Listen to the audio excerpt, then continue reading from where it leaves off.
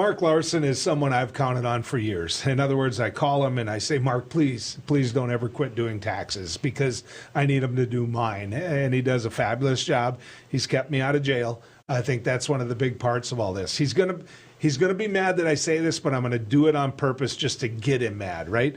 I'm an old football guy, and Mark's a Hall of Famer at Fargo South, so he knows what it's like to play football as well. But he is a CPA. He is Financial Forensics of Fargo, and Mark knows what it's like to be in a courtroom giving advice on whether or not somebody's lying as well. So the man's pretty bright. Mark, good to have you coming down the road with us. Thanks, Joel. Always nice to be here. This time of year, how many hours a week? Well, I'm an old dog, and I've trimmed down my litter a bit, so I don't do that many returns. But it's about 55. That's used to be worse. Yeah, I can about imagine. So, want to talk to you a little bit. For the people out there that have been busy, we're in the middle of a snowstorm. And they're probably waiting to get to their tax man or finish up or talk to their mailman. That's not happening as easy for them anymore. I mean, talk to me about the urgency that people should have. Well, I think the first thing you should do is make sure that you have a feel for whether you owe any money or not if you can't finish your return on time. So what you need to do is get to that point. And the important thing to remember with an extension is it only gives you an additional amount of time to file. It doesn't extend the ability to pay it. You can't extend it and then pay it later. You could do that, but you're going to have penalties and interest. So It's important to pay with your extension. And if you are making estimated tax payments, remember to roll in that first quarter for 2022 with your extension payment, because that's due as well, kind of like trying to get on top of the moving mountain. Okay, and you're going to end up paying it anyway. You are, yes, you are. So why not do it now without penalties? That's correct. You've trained me on that. You really have. It's like, Joel, write the check. There's no question on that. So the biggest thing that many people are dealing with is this ever-changing rules that we're living under. And of course, coming out of COVID, certain things happen with the government sending money out and, the differences in their own personal business and own personal operation. What should people look out for in this tax season versus other tax seasons? Well, I think that the number one thing, the last 2 years, we've had an extended due date. Instead of April 15th, it was extended a couple of months. The first round in 2020. Last year was extended to May 17th. This year, there is no such grace period. They expect you to be ready to rock and roll. And although the typical return deadline is the 15th, there is a holiday in Washington, so that pushes everything to Monday, the 18th, is really the actual deadline. So you get 3 days. So you get 3 days, yeah. There are some other rules that were relaxed last year that aren't going to be available this year. For example, if you had unemployment compensation in 2020 and you had a income less than $100,000, that wasn't taxable. Now that rule is gone, or that exception is gone, and now unemployment compensation is taxable. Okay, so you got to be ready for that. What about the programs the government put out there? Well, there's a PPP.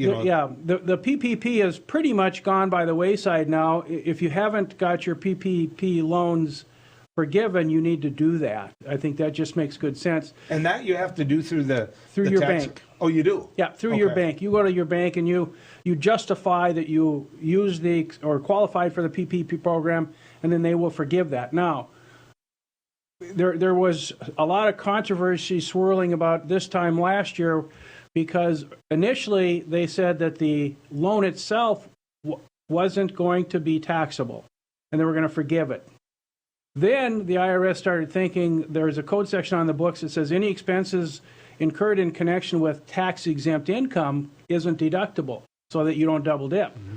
Well, they looked at that and they said, sure, that applies to PPP. So we will agree that the forgiveness isn't taxable, that's tax-free, but because you used expenses to get tax-free income, we're not going to allow you to deduct it. Well, Congress stepped in, did the right thing, and they said, no, the original intent was to be a tax-free program, an incentive, a relief, if you will, stimulus, So they are able to deduct their expenses as well as exclude the forgiveness from income.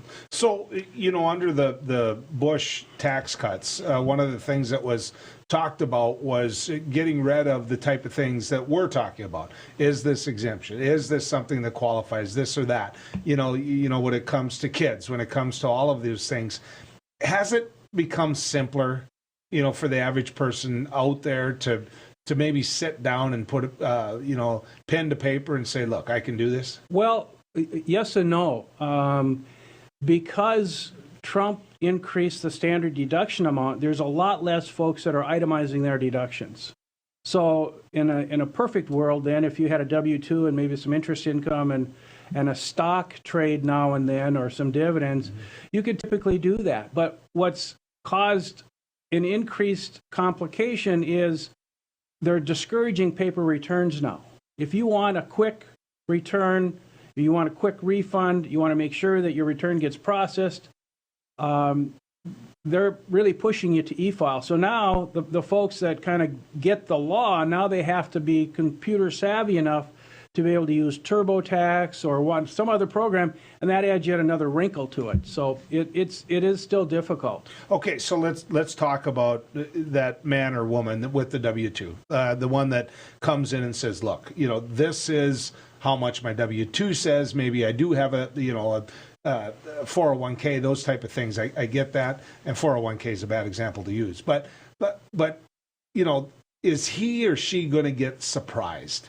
Are they going to find this and go, wow, I never thought I'd owe that much at the end of this process? Well, not particularly if they haven't fixed the problem from the prior year. Now, one of the things that's been confusing is the IRS has revamped it's called a W-4. It's a withholding certificate. And to be real honest with you, I don't understand it. It's that complicated. Well, gee, that's great news for someone like me. So. I don't understand it. But the W-4 was meant to compensate the two-wage earner family that's both going to work. They both get their benefit of the itemized deductions when they're calculating the withholding each pay period. But then when they join the income together on the tax return, they only get one graduate rate. So there's a propensity to be under withheld. And they tried to address that in the W-4 certificate, and basically, so you could get surprised. So you could get surprised, yes. Okay, so here's what I took away in the seconds that I have left here. Get your taxes done. You got the 18th this year. And so they don't care whether there's a blizzard in western North Dakota. Get your taxes done. That's correct. And if you know that you're not going to get them done, get that extension, but pay what you're going to owe anyway, or at least an estimate on it. That's exactly right. Okay. Mark, always good, man. Thanks for giving us your time.